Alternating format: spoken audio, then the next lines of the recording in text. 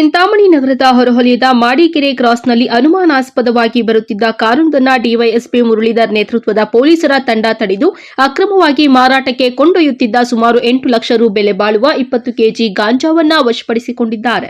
ಆಂಧ್ರಪ್ರದೇಶದ ಮದನಪಲ್ಲಿ ರಸ್ತೆಯಲ್ಲಿ ಬರುತ್ತಿದ್ದ ಕ್ರೆಟಾ ಕಾರಿನಲ್ಲಿ ಮಾದಕ ವಸ್ತು ಸಾಗಾಣಿಕೆಯಾಗುತ್ತಿದೆ ಎಂಬ ಮಾಹಿತಿ ಪೊಲೀಸರಿಗೆ ದೊರೆತಿತ್ತು. ಗ್ರಾಮಾಂತರ ಠಾಣೆ ಪೊಲೀಸರು ಮಾಡಿಕೆರೆ ಕ್ರಾಸ್ನಲ್ಲಿ ಹೊಂಚು ಹಾಕಿ ಕಾದಿದ್ದು ಕಾರನ್ನ ತಡೆದು ಪರಿಶೀಲನೆ ನಡೆಸಿದಾಗ 20 ಕೆಜಿ ಗಾಂಜಾ ಸೊಪ್ಪು ಪತ್ತೆಯಾಗಿದೆ. ಕಾರಿನಲ್ಲಿ ಇದ್ದ 3 ಆರೋಪಿಗಳನ್ನು ಬಂಧಿಸಿದ್ದಾರೆ.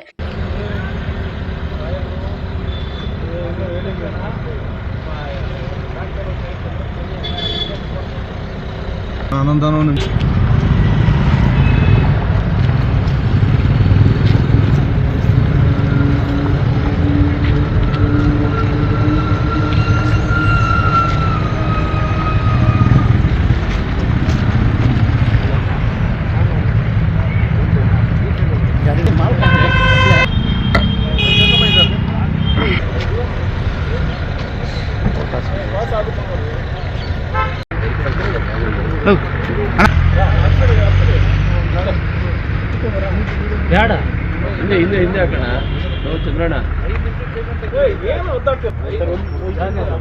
ಮತ್ತೆ ಇನ್ನೊಂದು ಜೀಪಲ್ಲಿ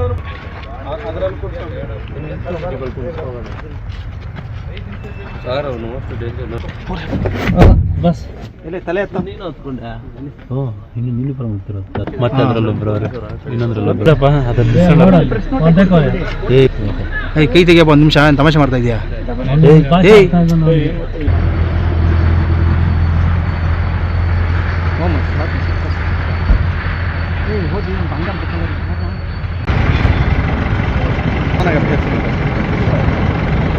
ಲೋಲಿಂಗ್ ಅಥವಾ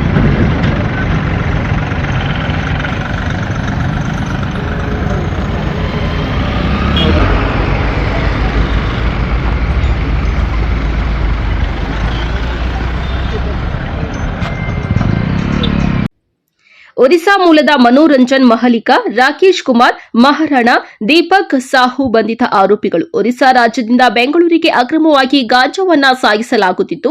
ಆರೋಪಿಗಳು ಮಾದಕ ವಸ್ತುಗಳನ್ನು ಸಾಗಾಟ ಮಾಡುವ ದಂಧೆಗೆ ಸೇರಿದವರು ಎನ್ನಲಾಗಿದೆ. ಈ ಹಿಂದೆಯೂ ಇದೇ ರೀತಿ ಸಾಗಾಣಿಕೆ ಮಾಡಿರಬಹುದು, ಇದೊಂದು ದೊಡ್ಡ ಜಾಲವಿರಬಹುದು ಎನ್ನುವ ಸಂಶಯ ಪೊಲೀಸರು ವ್ಯಕ್ತಪಡಿಸಿದ್ದಾರೆ. ದಿಬ್ಬೂರಹಳ್ಳಿ ಠಾಣೆಯ ಪಿಎಸ್ಐ ಶ್ಯಾಮ್ಲಾ, ಸಿಬ್ಬಂದಿಯಾದ ಶಿವಪ್ಪ, ಬ್ಯಾಕೋಡ, ನಟರಾಜ, ಶ್ರೀನಾಥ್ ರಾವ್, ನಂದಕುಮಾರ್, ಮಂಜುನಾಥ್, ಹರಿನಾಥ ಮತ್ತಿತರರು ಪೊಲೀಸ್ ದಾಳಿಯ ತಂಡದಲ್ಲಿ ಇದ್ದರು ಎಂದು ಪೊಲೀಸ್ ಠಾಣೆಯ ಪ್ರಕಟಣೆ ತಿಳಿಸಿದೆ. ಗ್ರಾಮಾಂತರ ಠಾಣೆಯಲ್ಲಿ ಪ್ರಕರಣ ದಾಖಲಾಗಿದೆ. ಇಸ್ಲಾಂ ಪಾಷಾ, ಎಂಎಂಟಿವಿ ನ್ಯೂಸ್, ಚಿಂತಾಮಣಿ.